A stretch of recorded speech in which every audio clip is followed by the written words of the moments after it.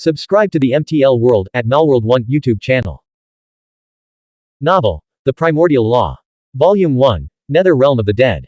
Chapter 17, Killing or Controlling Killing. 17th of Volume 1. Translator, Shadow Knight AK. Editor, Shadow Knight AK.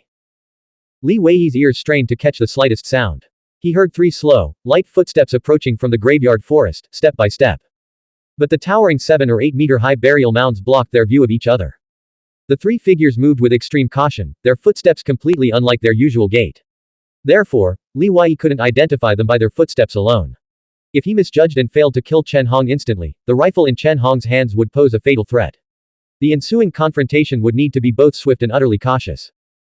Xie Jin's position happened to offer a clear view of Chen Hong and his 2 companions slowly advancing from the right side of the graveyard forest. His gaze drifted involuntarily in that direction.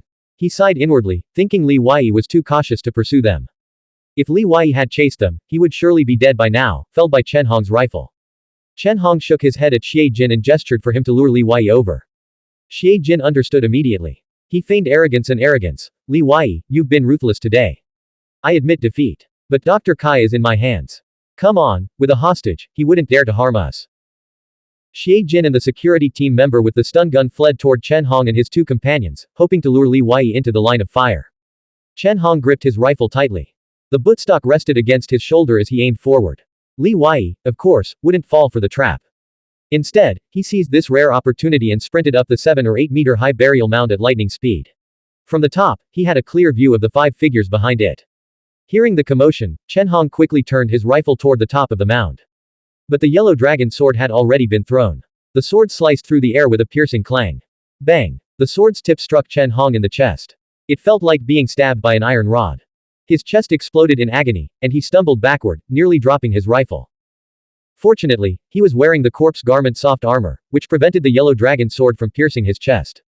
His injuries weren't severe.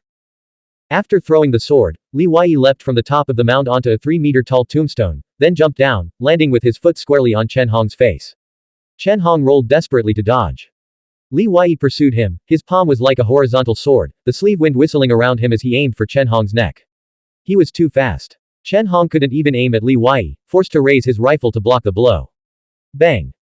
Li Weiyi's palm struck the rifle stock with the force of a sledgehammer, driving it back against Chen Hong's neck and nearly crushing his throat. Chen Hong's throat burned with pain and a metallic sweetness. His eyes widened, and just as he was about to retaliate, a dry, hoarse scream escaped his lips. Li Weiyi had already twisted his gun-wielding arm until it snapped, then hurled him away. His head slammed against a tombstone with a sickening thud. Slash, seize, twist, hurl. The entire sequence flowed like water. Li Weiyi picked up the rifle and walked steadily toward Chen Hong, using the butt of the rifle to shatter his knees, rendering him unable to stand.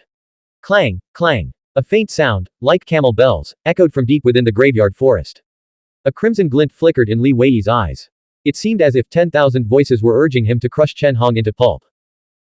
The rifle butt hovered above Chen Hong's terrified eyes, but Li Weiyi finally restrained himself, his mind prevailing over his emotion. He must master killing to protect himself, not be consumed by it and self-destruct. If he had to kill, he would leave it for his senior brother. As Chen Hong's screams pierced the air, the remaining 4 men fled in terror. This college student is too brutal, his attacks vicious and ruthless, he's practically a demon. Li Weiyi fired his rifle without hesitation. Bang! Bang! Bang! The remaining 3 bullets in the rifle struck down the slowest member of the security team, the one wielding the stun gun. Dropping the rifle, Li Weiyi didn't pursue the 3 who had vanished into the nether mist. The bronze ship's deck was small, where could they possibly hide? Without guns, they posed no threat to him. His own situation, however, was far more complex. If he gave chase, someone might try to circle back and attack him from behind, with disastrous consequences. Li Weiyi emerged from behind the burial mound, one hand holding his bloodstained, gleaming sword, the other dragging Chen Hong by the leg. Seeing this, everyone on deck breathed a sigh of relief, their hearts finally settling. They now saw Li Weiyi as a celestial being descended to Earth, against whom no petty villain could stand a chance. The earlier gunfire filled them with genuine concern for him. Xie Tianshu remained sprawled in a pool of blood, repeatedly kicked by the returning Gao Huan, writhing on the ground in agony. Xiao Lin, truly terrified, now saw Li Weiyi as something beyond human, invincible. He sat huddled against the ship's railing, frozen like a quail, not daring to move a muscle. In the end, everyone is just an ordinary person. When bullying others, they're as ferocious as beasts. But when death looms over them, they cower like mice. We'll vent our anger later. First, let's untie everyone. Li Wei said, then walked toward Zhao Meng to check his senior brother's injuries.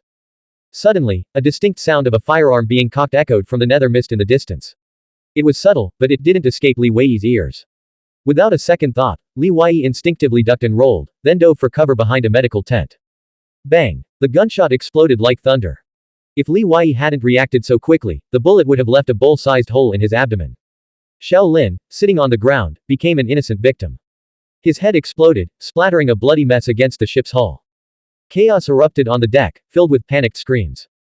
Gao Huan, who had been untying the research team members, froze in terror, crouching on the ground and staring into the nether mist, too afraid to move.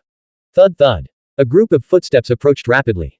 Through the nether mist, the 6 members of Laboratory 705 gradually became visible. J. Han Qin, a towering man nearly 2 meters tall, led the group. He cocked his firearm again, aiming at the medical tent.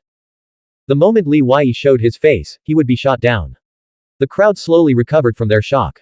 One of the research team members asked in confusion, Director Yang, what are you doing? Brother Li saved us. Director Yang, dressed in a Zhongshan suit, replied calmly, why do you think he's so powerful? He can casually lift a gun weighing hundreds of pounds and move with inhuman speed. He must have swallowed the Buddha's relic. It's the power of the relic that has transformed his flesh into something extraordinary. The research team members, their hands bound, suddenly realized the truth. In Laboratory 705, the middle-aged woman with glasses said, he's been deceiving us all along, claiming the Buddha's relic isn't with him. Can we really trust someone like that? Director Yang continued, only by retrieving the Buddha's relic can we possibly turn the bronze ship around and return to Earth.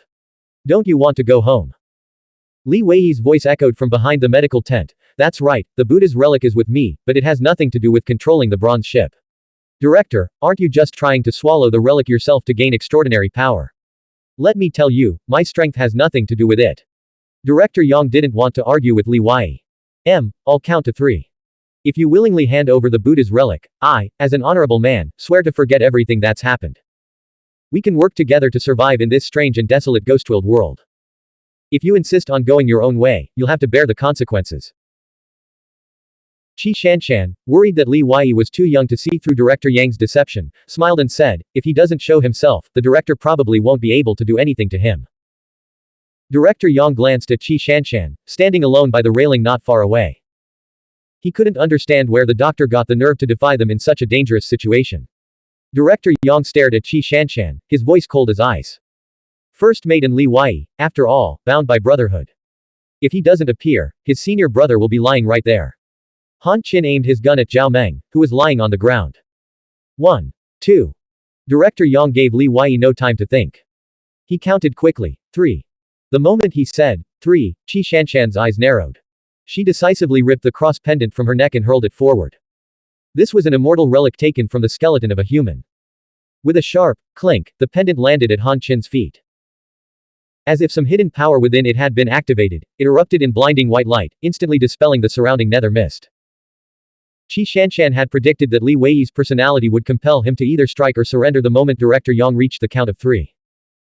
She absolutely wouldn't let Li Wei lose to the 6 members of Laboratory 705 like this, which was why she had risked helping him. It was also because Qi Shanshan had just witnessed Li Wei's strength, not just his physical prowess, but also his keen insight and judgment in seizing opportunities. He'll definitely seize this chance.